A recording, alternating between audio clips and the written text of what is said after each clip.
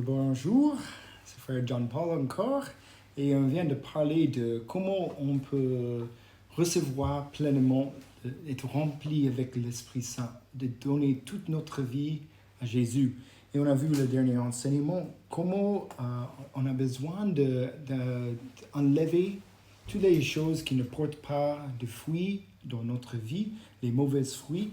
Et on a besoin de cette marche de conversion, de se tourner vers Dieu, de rejeter n'importe quel péché nous enchaîne, nous empêche d'être pleinement libre. Et on a vu que quand on se pose cette question de qu'est-ce qui m'empêche d'être pleinement vivant, d'être pleinement rempli avec l'Esprit Saint, on peut voir qu'il y a des lieux de péché, des attachements de péché qui... ces systèmes, quel est cette fil rouge, peut-être c'est lié avec une blessure, un traumatisme, peut-être on avait cette expérience de honte ou un sens d'indignité ou de médiation. Et on a commencé, par exemple, avec l'exemple de Neil Lozano, il a commencé de construire ces murs de défense, d'orgueil, de supériorité pour se construire sur nous-mêmes. Pour se protéger. C'est pas mauvais, mais quelquefois ça nous amène à endurcir dans ce péché. Et on a besoin de donner ça à Jésus, de remettre ça dans la lumière.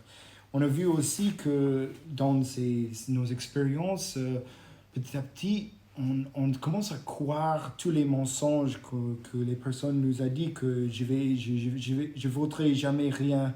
Je ne ressurgirai jamais. C'est toujours ma faute. Je suis moche.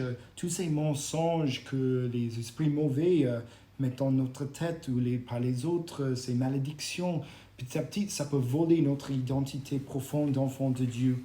Et comment on a besoin de renoncer à cela, de faire ce chemin de repentance, de renoncer au nom de Jésus, je renonce cet esprit d'orgueil, je renonce cette tendance de supériorité et avec l'autorité, je prends ma vie dans mes mains, de remettre tout à Jésus et de chasser, de fermer toutes les portes qui peuvent mettre des portes ouvertes, qui peuvent être les portes ouvertes pour les esprits mauvais de nous tourmenter.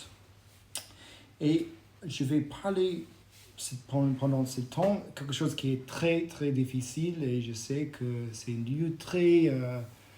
oui, ça nous touche très, très profondément parce qu'on va parler du pardon. Parce que on a tous cette expérience d'être notre vie, notre esprit, notre joie, d'être volé par un manque de pardon. Et je sais que on déborde sur une terre sainte parce que c'est une terre de souffrance, c'est une blessure qui peut être très très douloureuse. Et la première chose que je voudrais dire est, au niveau naturel, je ne veux pas moraliser des choses et dire que c'est pas bon d'être en colère ou d'avoir de l'amertume ou même de la haine quand il y a des expériences très douloureuses.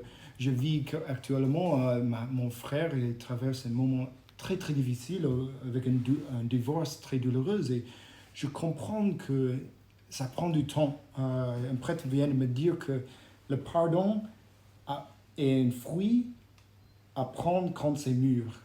Ça prend du temps de se développer, d'en parler, de faire ce chemin de justice. Mais je veux juste par ce petit temps d'enseignement de réfléchir avec vous comment c'est possible. Parce que naturellement, c'est impossible de pardonner. C'est impossible de aimer vos ennemis. Mais avec Dieu, tout est possible.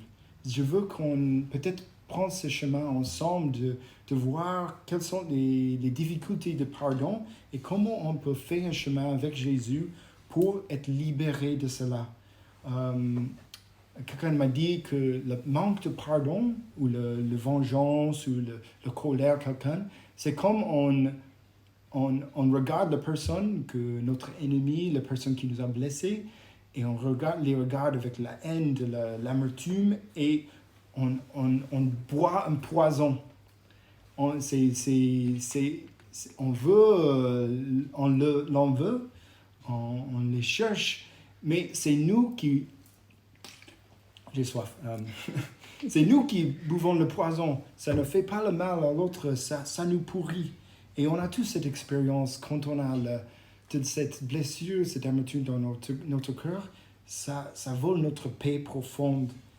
Et je sais que c'est douloureux, mais peut-être c'est aujourd'hui, peut-être c'est dans ce temps d'adoration, pendant le temps de confession, on peut faire ce chemin d'en parler avec le prêtre, d'en parler avec Jésus et de regarder le but, regarder le héros, regarder Jésus qui dit sur la croix, Père, pardonne-le, ils ne savent pas ce qu'ils font. C'est impressionnant, c'est Jésus à la croix qui nous enseigne de son chaise comme maître spirituel, la liberté d'un enfant de Dieu qui peut pardonner parce qu'il connaît que l'amour de Dieu est plus victorieux. Alors, on va juste regarder quelques difficultés qu'on a avec le pardon. Peut-être vous reconnaîtrez, s'identifier avec un ou l'autre, et vous pouvez prendre note et de dire, mais peut-être c'est ça que je dois travailler avec un accompagnateur, avec quelqu'un de confiance, où je peux en parler, bien sûr, avec des thérapies psychologiques si on a besoin. Mais je vais focaliser comment on peut apporter cela à Jésus et d'être guéri pour qu'on puisse lâcher nos mains du coup de personne qui nous a blessés. Parce que le fait de les étrangler, ça prend tellement de force de nous. On veut baisser les bras, on veut abandonner tout cela à Jésus.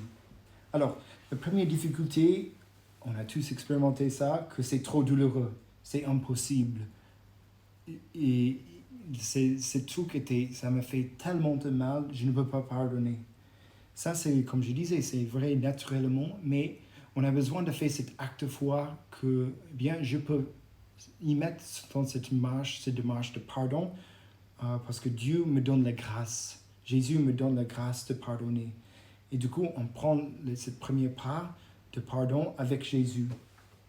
Alors, il y a une deuxième difficulté, c'est je ne veux pas.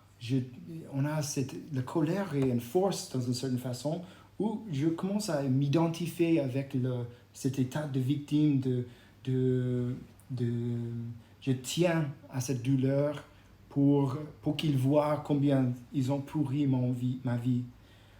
Et quelquefois, on peut être endurci dans ce ressentiment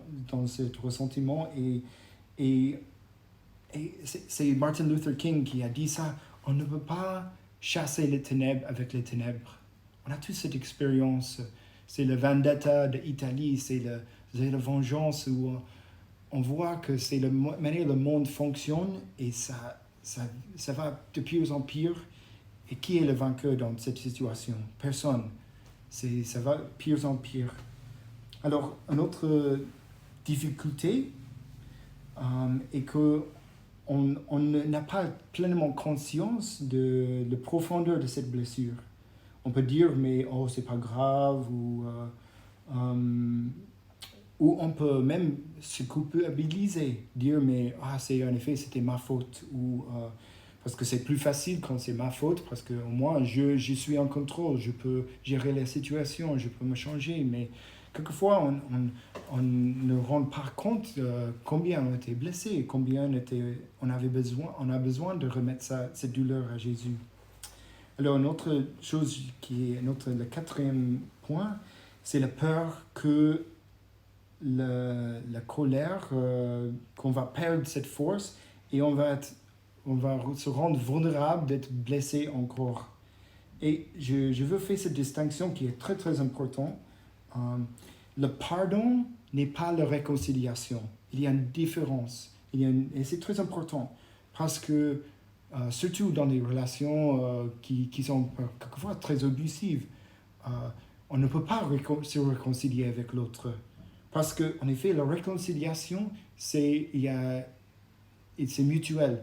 Et ça va en deux sens. Mais le pardon, c'est un sens unique. C'est Jésus qui nous donne ce pouvoir de donner ce pardon à cette personne qui m'a fait de mal. Et ça ne veut dire pas que on est réconcilié avec l'autre. Alors, l'autre difficulté est qu'on projette cette blessure pour la projection. On projette la blessure sur quelqu'un d'autre. Par exemple, le patron au boulot, il me fait mal. Et en effet, ça me rappelle d'une blessure qui est plus profonde. Peut-être c'est une blessure du père, que, en effet, peut-être mon père était trop autoritaire ou ne m'aimait pas comme il fallait. Du coup, quelquefois, on projette les blessures et ça nous empêche de donner cette liberté de lâcher cela dans les mains du Père. Une autre difficulté est que, en effet, la personne que j'ai besoin de pardonner, c'est d'abord moi. Peut-être, et c'est ça qu'on voit dans l'évangile du servant impitoyable. On voit que il a besoin de payer cette dette et le maître, il dit, mais il sait qu'il ne peut pas payer la dette, c'est équivalent à 1 million d'euros, mais le père, le maître, il donne cette miséricorde, il donne cette miséricorde énorme il enlève la dette. Mais on voit que dans cette parabole, que quelque chose de la miséricorde n'était pas descendu dans cette servante. Et on voit cela dans le fruit de cette rencontre. Eh bien, il y a quelqu'un qui a une dette pour lui, et il ne donne pas le pardon, même si la faute est beaucoup moins grave que sa propre faute. Et on voit, peut-être c'est un signe pour nous, est-ce qu'on donne le pardon? On a mal de donner le pardon même pour les choses un peu petites. Je sais que par exemple dans un mariage, c'est des choses chaque jour, il faut pardonner chaque jour et renouveler ce pardon parce que c'est des petites choses qui piquent tout le temps. Mais ça relève un point qui est très important, qu'on ne peut pas jamais mériter le pardon. On ne peut pas jamais mériter, on n'a pas besoin de mériter cette pardon parce que on n'est pas juste devant Dieu. On a besoin de cet amour, cette miséricorde gratuite de Dieu et de rendre compte qu'on a besoin de miséricorde nous-mêmes et que Dieu nous a fait miséricorde, que Dieu nous a pardonné. On est tous pécheurs devant Dieu et si on accepte ce pardon d'abord pour nous-mêmes et de rendre compte combien Dieu nous aime et combien ce pardon nous libère, eh bien, on peut être instrument de ce pardon pour les autres. Une autre difficulté est qu'on peut dire que « j'ai déjà pardonné ». Mais s'il y a encore cette amertume, ce blocage, peut-être, comme je disais, c'est un chemin qui est très long. On a besoin de répéter et on a besoin de prononcer ces paroles au nom de Jésus. Parce que c'est toujours au nom de Jésus, c'est dans le pouvoir du Christ qui nous a libérés par la croix, qui nous donne ce pouvoir de dire au nom de Jésus, je pardonne cette personne pour cette faute. Et je ne dis pas que c'est de magie, que toutes les douleurs vont disparaître. C'est comme je disais tout à l'heure, c'est une blessure qui peut-être ça va laisser une trace, une cicatrice. Mais pour commencer ce chemin, ça fait déjà du bien. Ça nous libère. Et c'est un long processus, mais on a besoin de se mettre en marche. On a besoin de se mettre en marche. Une autre difficulté est l'identité des victimes, parce que quelquefois on était tellement blessé qu'on pense que on ne peut pas s'en sortir. Et c'est exactement ce que le mensonge, que le démon veut nous fait croire, qu'on est réduit à notre blessure, qu'on est réduit à le mal de quelqu'un qui nous a fait le mal. Eh bien, l'amour de Dieu est plus fort. La lumière est plus forte que les ténèbres. Alors, et on peut on peut rentrer dans ce pardon seulement si on reconnaît que le pardon coule du sang de la croix de Jésus pour nous. Ça coule de cet sang qui était répandu pour la rémission des péchés, de mes péchés, que Dieu m'a pardonné et il me donne ce pouvoir de pardonner les uns les autres. Alors, et je pense, c'est ça qu'on peut même faire cette démarche dans la confession, c'est quelque chose de très pratique. Parce qu'on va voir, juste dans quelques minutes qui restent, de dire, mais quelles sont les étapes pratiques on peut commencer cette démarche. Si vous sentez que vous avez quelque chose qui vous empêche, un manque de pardon, une amertume, une colère, une haine pour quelqu'un, eh bien, je vous invite à aller vers Jésus pour commencer ce chemin et parler avec quelqu'un de confiance. Parce que c'est la parole qui nous libère. C'est cette parole de confesser Jésus, de confesser que Jésus est plus victorieux que cette blessure et que ce n'est pas le dernier mot. Alors, les étapes pratiques, eh bien, on a besoin de reconnaître d'abord, comme je disais, qu'on a reçu cette pardon nous-mêmes. Comme on dit dans notre Père, pardonne-nous nos offenses, comme nous pardonnons aussi ceux qui nous ont offensés. C'est vraiment une condition de recevoir ce pardon pleinement dans notre vie, de pardonner les uns les autres. Et quelquefois, on pense ça que je ne veux pas pardonner tant qu'ils n'ont pas dit « je suis désolé ». Du coup, on met des conditions sur la miséricorde de Dieu. Et comme je disais, quelquefois, ça prend du temps et c'est pas du magie. Mais comme je disais, c'est pas la réconciliation. Du coup, c'est un sens unique. On arrête de boire cette poison qui nous pourrit la vie. Alors, une autre étape est juste de reconnaître qu'on ne peut pas y arriver toute seule. On a besoin de Jésus. On a besoin de cette nom puissante de Jésus qui nous donne le pouvoir de faire quelque chose qu'on ne peut pas faire tout seul.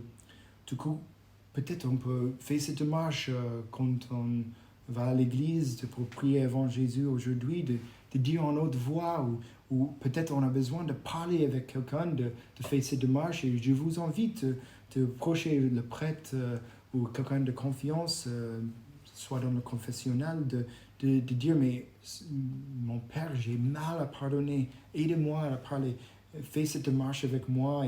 Et je vous invite de juste prononcer ces paroles, de dire, au nom de Jésus, je pardonne cette personne pour ce mal qu'ils m'ont fait. Et je vous garantis que, comme je disais, c'est pas tout fait, mais c'est quelque chose qui commence un chemin.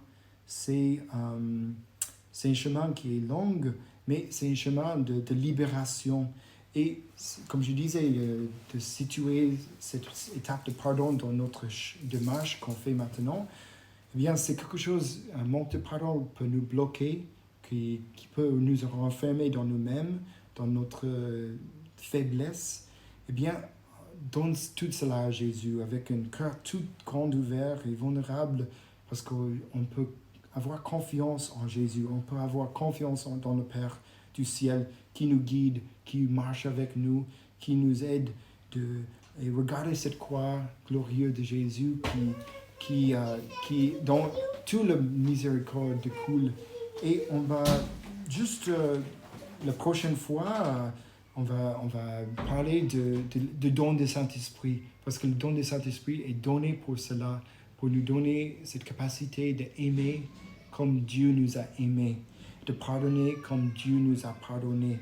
Du coup, comme je disais au début, on a peut-être nos mains pleines des amertumes, des ressentiments de colère, de nos boulots, nos peurs. Eh bien, débarrasser tout cela, donne tout cela à Jésus pour qu'on puisse être grand ouvert pour recevoir le don dans nous, le don du Saint-Esprit qui nous donne la vie en plénitude.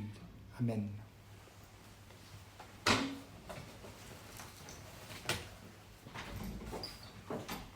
Désolée, hein. Non, pas de problème.